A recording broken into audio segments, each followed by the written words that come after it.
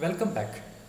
We have studied the arrangement of electrons in shells, but today we are going to talk about subshells. What are subshells? Or what is the difference between shells and subshells? We have seen that shells are circular path which is arranged around the nucleus where the electrons are arranged. So we have studied about K shell, L shell, M shell and N shell and the maximum number of electrons that can be accommodated in each shell. So now we are going to talk about subshells. See, actually in the shells we have four more subshells. They are represented as S, P, D and F. S, P, D and F subshells. So these are the four different subshells which is present in the shell. So which are the subshells present in each shells, that also we will discuss now. So what does S stands for? What does S stands for? S indicates sharp. P stands for principal.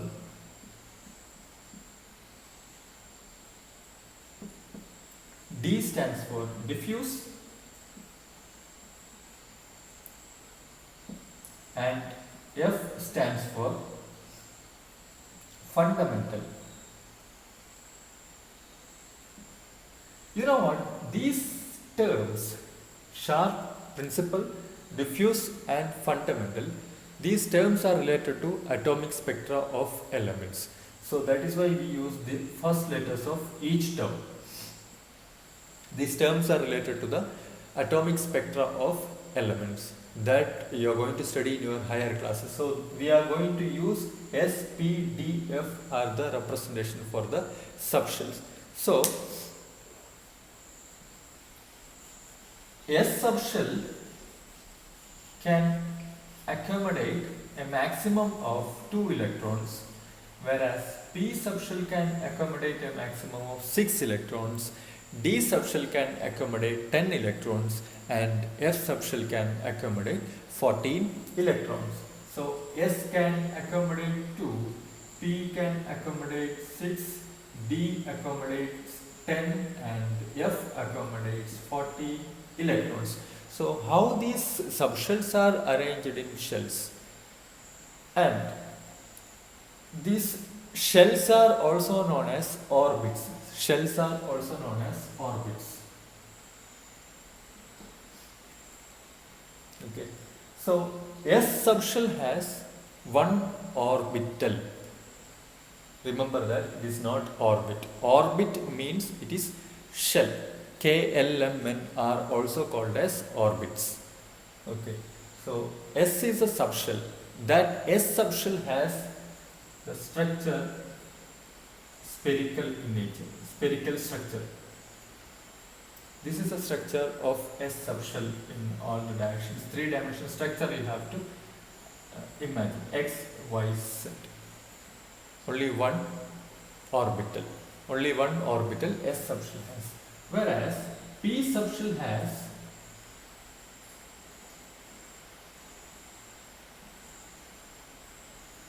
three orbitals. P subshell has 3 orbitals.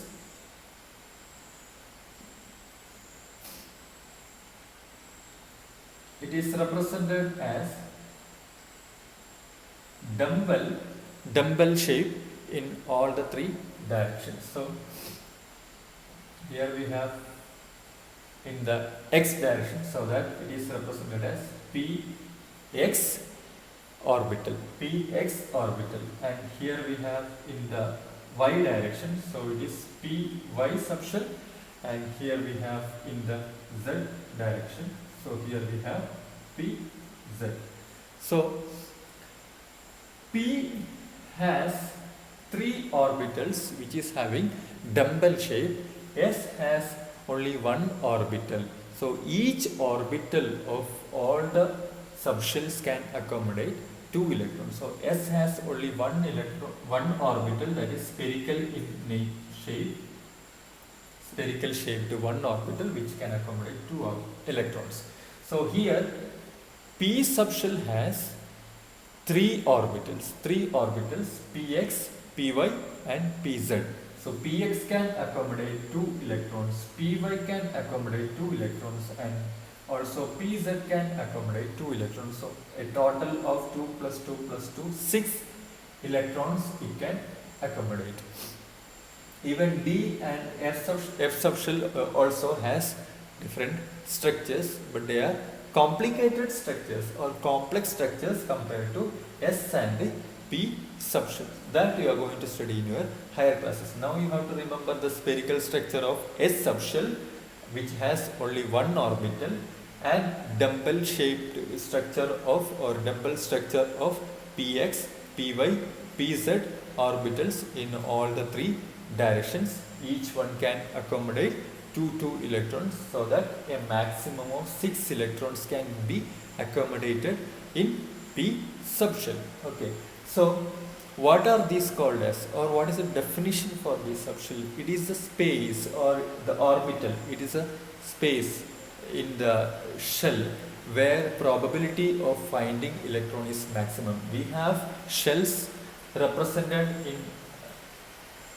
circular path around the nucleus, like this. This is the nucleus, so this is our shell. So everywhere in the shell we cannot find out these subshells. So in that shell here we have S. In that S we have 2 electrons. Okay. So this is S subshell. S subshell has only one orbital where we can accommodate only 2 electrons. So this is the space around the nucleus. Space around the nucleus where the probability of finding electron is maximum. Only here we can find the electrons, not here. These spaces are empty in that circular path. And in the case of P, here we have 2 electrons of P, here 2 electrons, or here 2 electrons, like that. In that dumbbell shape we have. And here we can have S also, which has 2 electrons. So here wherever we have the electrons, probability of finding electron is maximum. That is called as orbital. That is called as orbital. So remember that P subshell has 3 orbitals. Likewise, here we can say that this has only one orbital. D subshell will have 5 orbitals, because as I already told you, one orbital can accommodate only 2 electrons. So in that case, F subshell should have 7 orbitals. 7 orbitals. As I told, D and F subshell has complicated structure or complex structure, which you will be studying in the higher classes. But S subshell and P subshell has different orbitals, and the structures of these orbitals are also discussed here. So please remember the structures of S subshell and P subshell, and from where the name has come, from where the symbol has come, SPDF, which is the word representing the atomic spectra of elements. Atomic spectra of elements, that is sharp, principal, diffuse and fundamental. The first letter of each word we have taken and considered as the subshell. Okay, that subshell has orbitals. Orbit means it is a shell. Shell and orbit are the same, but subshell is different from that of shell, and orbital is different from that of orbit.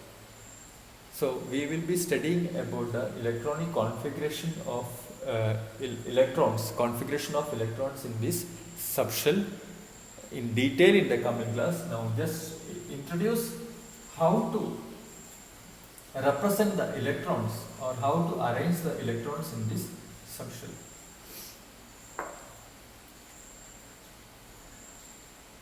So if it is present in S subshell, we will write as S1 or S2. If there are 1 electron in the subshell, S1 or S2. And if it is in P, we will not write it as Px, Py, Pz. It consumes a lot of time, and this is a standard way of writing P subshell.